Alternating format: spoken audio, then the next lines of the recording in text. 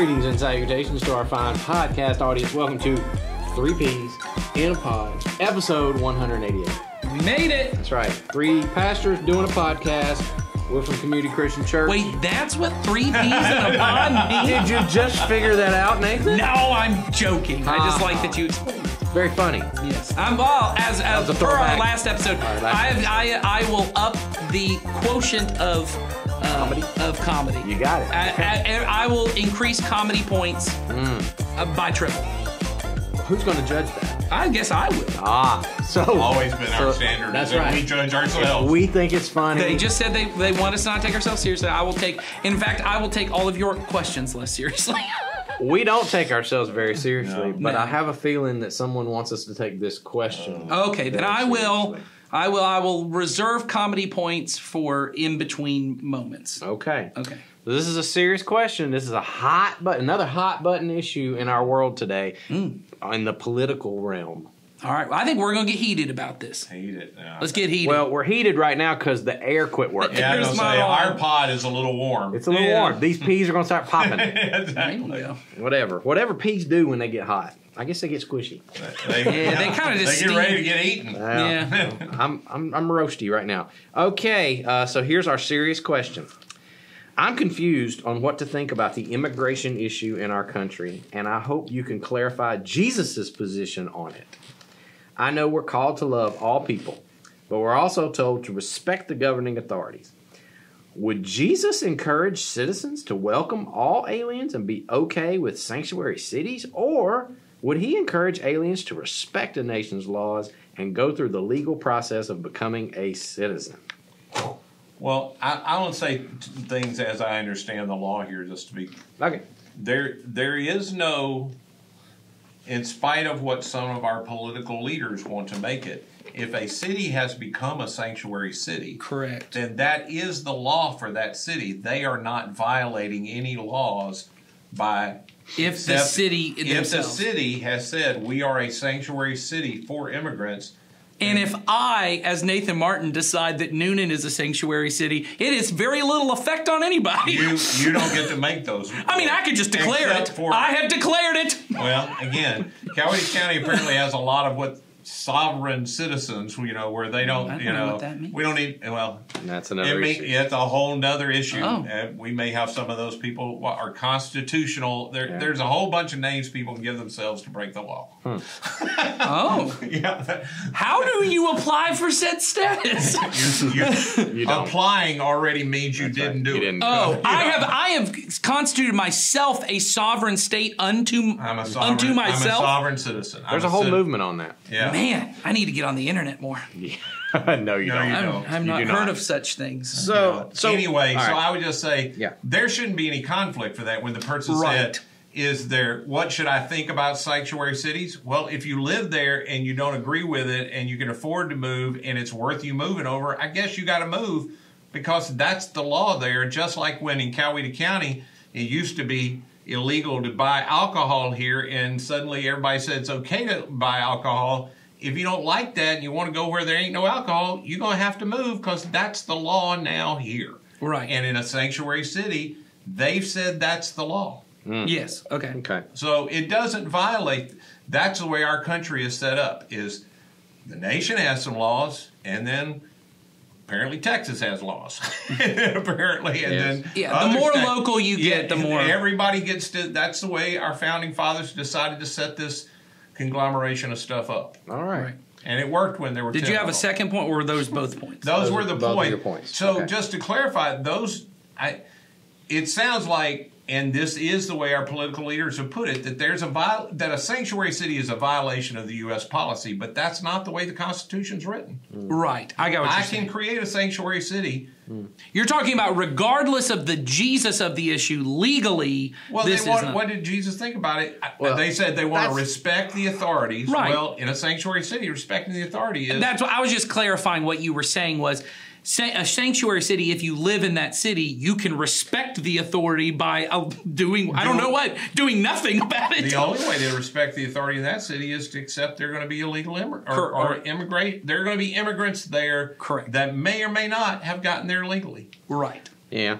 For me, I thought the struggle that I have whenever someone asks me a question like this is I'm not sure anyone can answer that question truly because people say, well, what would Jesus do about this? And I say, well, he never was faced with this issue. That's right. So therefore, I can't tell you what Jesus would say about the immigration laws of America in 2023 because Jesus and his disciples and nobody who wrote anything in the Bible ever had anything like that to deal with. That's right. And so all we can do is go and ask what are the principles that a Christian ought to live by. That's right. And how does that apply in my cultural modern context? And even then, people have different. Sure.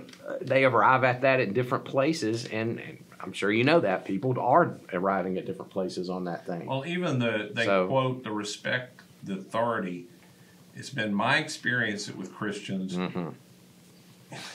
If I agree with the law, I think everybody ought to respect it. That's right. If I don't agree with the law, then this is an opportunity for I should stand up to it. That's right. Even if it doesn't necessarily violate a Bible principle, I don't have to obey authority that I don't agree with. Yeah, that's the way most people apply that, unfortunately. Well, and I think there's a part of this question that goes back to your point of not knowing how to answer it because, one, it shifts perspectives a couple times in that the first question is, would Jesus allow sanctuary cities? Where Jesus, let's just imagine, once again, Jesus was not an American citizen, to know that. But let's imagine that he is in modern day America.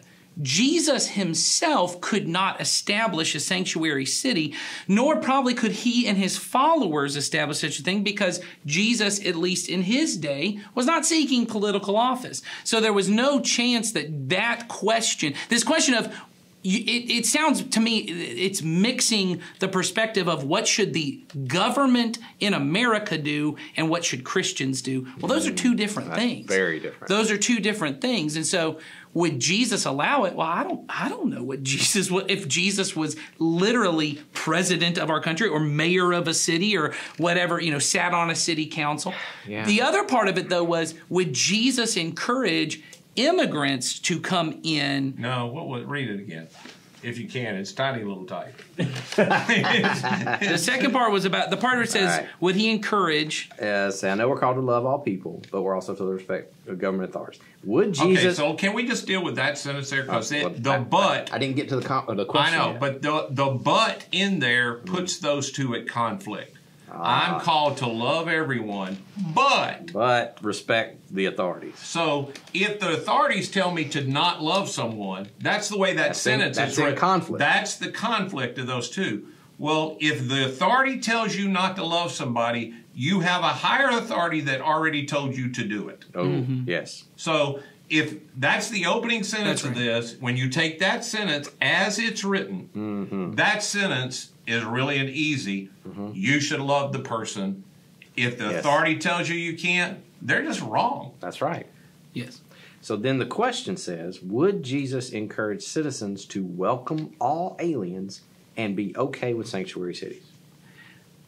No, the second part, though. And then the second part is, or so would he? Can we take that sentence? They've set these two. Well, I was trying to share my opinion about the second part because I already shared mine about the first part. I don't think Jesus can make a sanctuary city. Or would he encourage aliens to respect a nation's laws and go through a legal process of becoming a citizen? And this was my point. That's not a situation, one, he was encountered with, nor two, probably you are encountered with.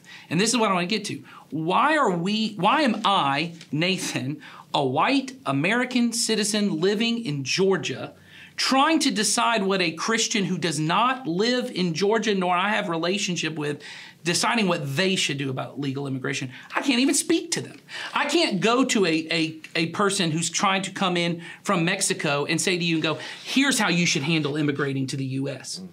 So what would Jesus tell them unless, maybe this is true, maybe you, the person asking this question, are not an American citizen and you are living outside and you are trying to figure out whether you should illegally, undocumented immigration into America. I don't know why I need an opinion on this, nor why do you need an opinion on it. Well, that's interesting because in our this is something that I've talked about to people before about the age that we're living in. Because of the way information is just so available to us, I feel like all of us get to a point where we feel like we have to have a ironclad, black and white opinion about every single thing, and we have to stand on one thing or another, or else we're somehow falling down on our duty as a Christian or an American if we don't have an ironclad opinion. Yes. And I'm not sure that that's required of us as Jesus. I don't. I think especially if it is not a scriptural thing that Jesus has clearly indicated in the scriptures. Should I love my neighbor? Yeah. Oh, I don't get to have an opinion on that's that. right. Should I turn the other cheek? I don't get to have an opinion on that. Should I give to help the poor? I don't get to have an opinion on that. Jesus has already made these things clear. Now, how that works out, should I go to the movies every weekend? Well, I get to have an opinion on that.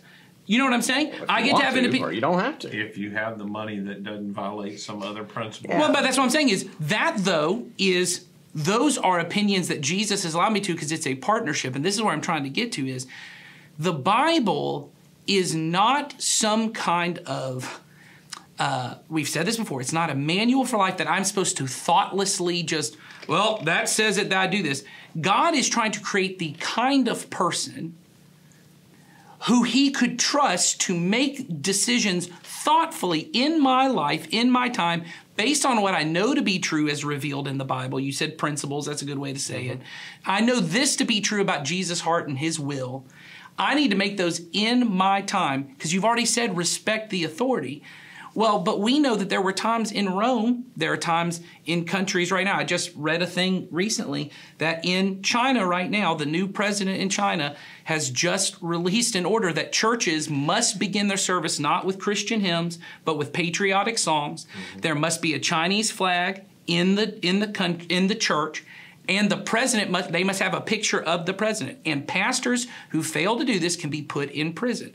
Well, when Paul and them said respect authority, they didn't mean, well, I guess you got to sing patriotic hymns. I guarantee you Paul would have been in prison over that. Absolutely. Well, we know there were Because believers. that is basically what Rome did with, you've got to honor the emperor above Jesus. Yeah. Yes. He would have seen that. I guarantee you, if that were the question, Paul would say, no, you can't do that. Well, this is supposed to be a place to worship Jesus. I mean, you can't do it. And I hate to almost use these examples because I'm using them in a sermon upcoming, and I don't want people to think that I have something I want to say about what you just said. Say what you're going to say about what I just said. I was just sitting here thinking, we often get tied up in this immigration thing because it's the hot issue now. But the principles of this, if you can take it away from what do I vote about this, Yes. Can we go and again accept whoever you vote for, you're going to compromise some principle if you decide to participate, which I think you should. I think it's a right, and it's a part of being a citizen that I think that is honoring the authority. But you just need to accept you're going to compromise. You cannot find God's candidate on an American ballot. Yes. It don't exist. That person can't run for a national election here. The parties won't allow it. So anyway, if we take this away from the current issue, and I was going to go and say, well, let's take it back to what Christians had to do with Jews and Nazis. Okay, but everybody hates when you use Nazis, so let's forget Nazis. Let's go back beyond that to the emancipation of slaves in our country. When you're living in Maryland and a slave crosses in, and he is also a brother in Christ. Right. And you can tell in talking to him, he's a brother in Christ, and he's running for his life. And you now have to decide, because the law has said you must return him to his state, where he will either be beaten with an inch of life, separated from his family, all of those kind of things, or you do what Jesus said. Yes. See how I made that really pejorative, that I believe there's only one right answer here? Yeah. I think the people in their time, at least lots of them didn't. And the ones who saw that they should return them, none of us here think those people did it right. None of us think, it was right for them to send slaves back, because now we all look at it. I'm just saying, when you take it away from some big voting block of nameless people I don't know, to when I get down to a person that I'm personally dealing with, that's right. It's a whole nother situation. And maybe, if you don't have a person you are personally dealing with, and you can't come to an answer on this, because again, sanctuary cities are legal. Right. And barring people at the border is also legal. Mm-hmm.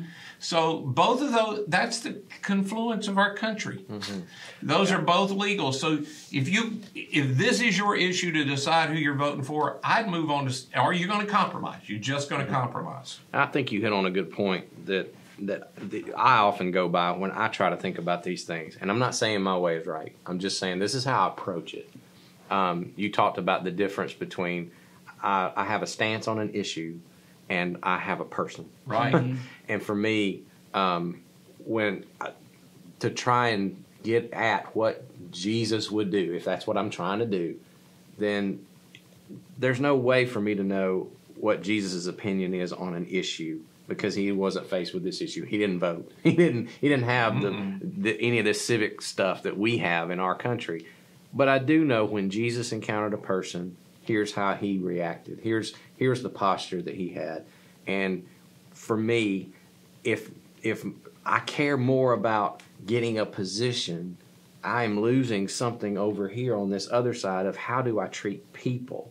And for me, if my opinion on my issue would then, if I held that all the way to the end and I was faced with a person and it caused me not to love them or to care for them, then I'd be real careful with my position. Well, and I think, me too. I think the thing you said earlier, Jason, that is the way I often think about it.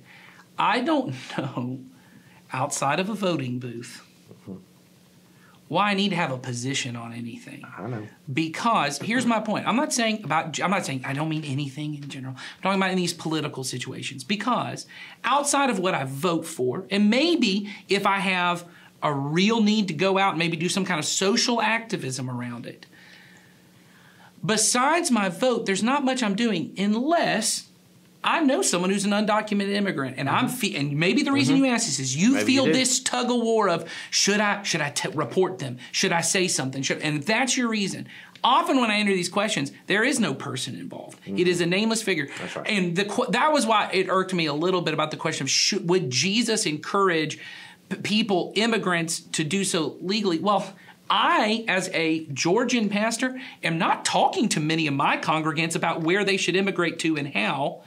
If I was maybe a Guatemalan pastor or a Mexican pastor, and this was an issue for people that are living on the border and they're trying to, for whatever reason you want to apply to why they want to come in, right? Then I might have something to say to them.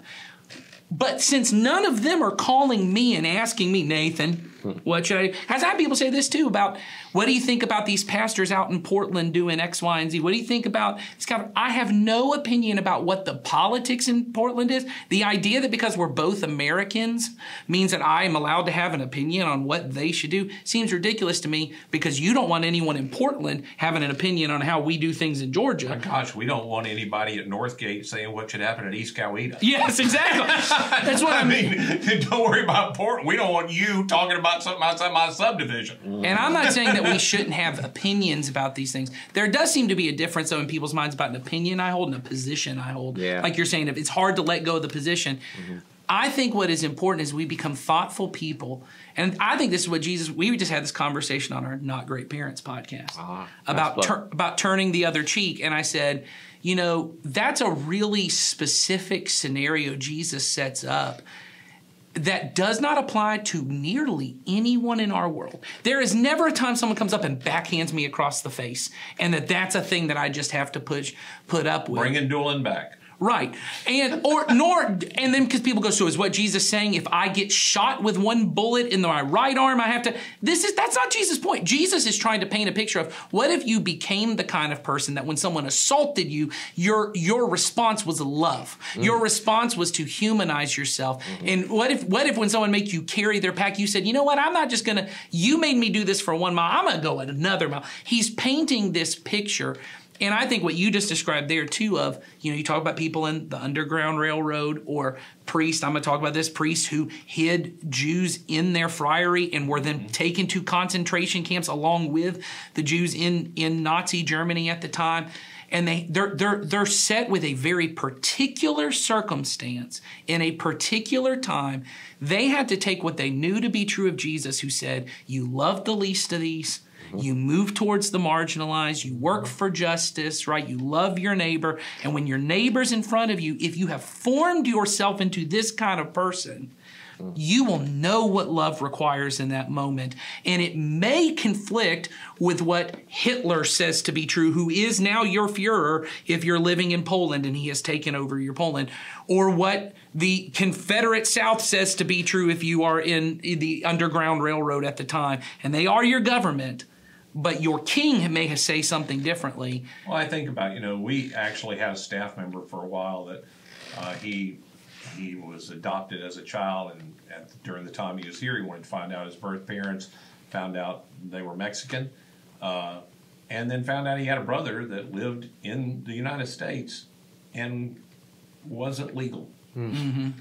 And so, he doesn't turn him in. What he does is work through which I thought at the time, this is the love.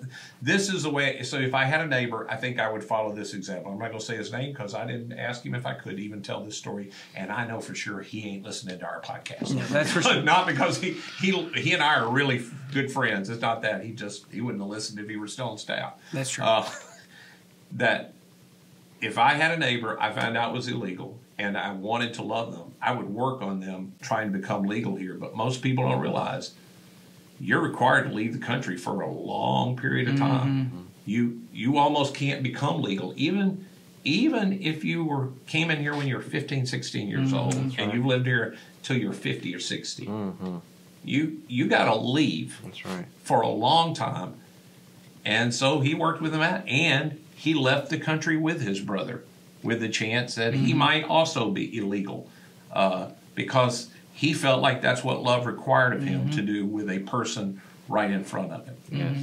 And so I think that would be my answer to this. We don't know what Jesus' policy stance would be. Nope. Because Jesus never sought, I guess is the correct form of seek, sought political office. That was not his goal. But he is a king, and he is our ultimate allegiance. And so like Ed and Jason have both said, I totally agree with, if there is a conflict between loving my neighbor and submitting to the authority, or I'd say even honoring God, like these Chinese Christians right now are facing, right? And submitting to the ruling authority, I can still submit to their authority to put me in jail and not fight back. That's right. And not say we're going to start a revolution, for the Underground Railroad. I think about the person I talk about is Maximilian Kolbe, who's now been sainted, who's a Polish priest. He doesn't fight when the Gestapo comes and arrests him and takes him. In fact, he then gives his life in the concentration camp for a Jewish man who was going to be killed. He said, can I go in his place? That is still submitting to the ruling, though you are saying this law is something I cannot. It is non-cooperation with evil. And I will not cooperate with this. But what that means in our particular... Personally, I have not been faced with what would I do about an undocumented immigrant, because I don't... If I have, I don't know. I have lots of people... In my neighborhood, there are several people that... It's pretty obvious didn't grow up in this country. I have decided that I have not asked them for a green card. Right. Good for you. They're my neighbors. I did not go up and go, hey, before I decide if I can love you or not. Right. Can you show me whether you're here legally or not? Because it just doesn't matter to me. That I know Jesus didn't do. I'm just not going to roam around. He didn't put stipulations on neighbor love. No. Oh, I thought you meant specifically going around for green cards. I was like, I wonder how that worked. For sure, there was. I was sitting here thinking, is there an instance where Jesus? I can't think of a time that he openly violated Roman law, but I may be missing it. But I can think of a time where he violated. Again, we just mentioned it last time, where the Gentile woman comes to him, and he had already told his disciples, "We're not going to the Gentiles. Don't have anything to do with them. It's not the time yet." And then she comes, and they tell her to go away, and then Jesus goes, "No, with this person, not this person." And he does that with the Roman centurion, even though that there were times where Jesus knew loving the person in front of me is more important than this thing. Or a policy. A policy. Jesus wasn't a policy maker. He didn't involve himself Right, in that. that's right. Even on the things that we think are rules or policies. Oh, Jesus said this. He violated a lot of that stuff. Yeah. If you want to get down to brass tacks, I mean, he really did. Well, I was going to say Because it involved people. Well, and I think there's even times right. you could argue that for Jewish people at the time, he violated a lot of traditions Yes. that at their time, once again, it's hard for us because the way our political system works is so vastly different from Jesus' day. But I could say that you could at least make an argument there is an equivalency to the power that the religious leaders have in being able to push people out of the synagogues if you would break certain traditions to similar like local state government type things, right? And when he chooses, no, we're going to eat from the wheat fields on the Sabbath, and they come to him, and he goes, I know what your tradition says, but there's a higher law, which is, remember the time David went in and did this, and blah, blah, he's got his whole thing, which is, here's an example. He's going back and forth with them on it. There are times where these things happen. I just want to be clear. I don't have a position on what you should do. And I think all three of us are saying that on what exactly you should do, other than to say the law of love is what reigns supreme for First believers. question is the most important question. Yes. Yes. What do you do when you have to respect the authority and love the person? You always love the person. What I have often found is people, when you play those little matches, what would I have done if I were a Christian and during the Underground Railroad? What would I have done if I was a Christian during Nazi Germany? The tension that you always feel, in my opinion, is not, man, I just love my government so much, I want to do whatever they tell me to do. The fear is not, I really want to respect the government. It is, I don't want to get in trouble with the government. Mm-hmm. But I feel like what Jesus is calling to do might put me at odds with them, because I think all of us would say in our heart of hearts, I would want to shelter Jewish people or I would want to do something to help people who might go to a concentration camp. But it is going to require me to disobey the government, and it's going to require me to lie as a way of life. Oops. And it's going to As a way of life, I'm going to have to become a liar for a period of time. And I'm going to have to put myself in a position that I too may have to suffer alongside of them. Yeah. And that is, I think, often the scary part that we get into. And I just think those questions to me are worth wrestling with so that I can become the kind of person that when I'm faced with what is that situation in my life, I'm ready to make the Jesus-like decision. I just don't think 3 peas on a pod could answer that for you. I don't think 3 people on a podcast could answer for you what is in this situation you should do. So there you go. Other than the thing that we've all said in messages at some point that we stole from Andy Stanley, what does love require from you in that situation? You should do whatever love for the person and God requires of you in that moment. Yep. And that'll do it. Yep. All right. Next week, we have, I feel like that next week's question is going to bring us into a mashup of podcasts. It is a parenting question. Oh, it's a mashup between Molly the two gonna come on podcasts. here? I don't know. I think she's already left for the day. So, no. She There's the answer to that. Yeah. So come back next week and we will answer That's our... when Molly's in here, the air conditioner's on. Maybe. not always. It gets sweaty. So we will probably be hot again next week, but we will answer the parenting question for you. So show up next week and find out what it is. I'm trying to get the air conditioner. You won't. See ya.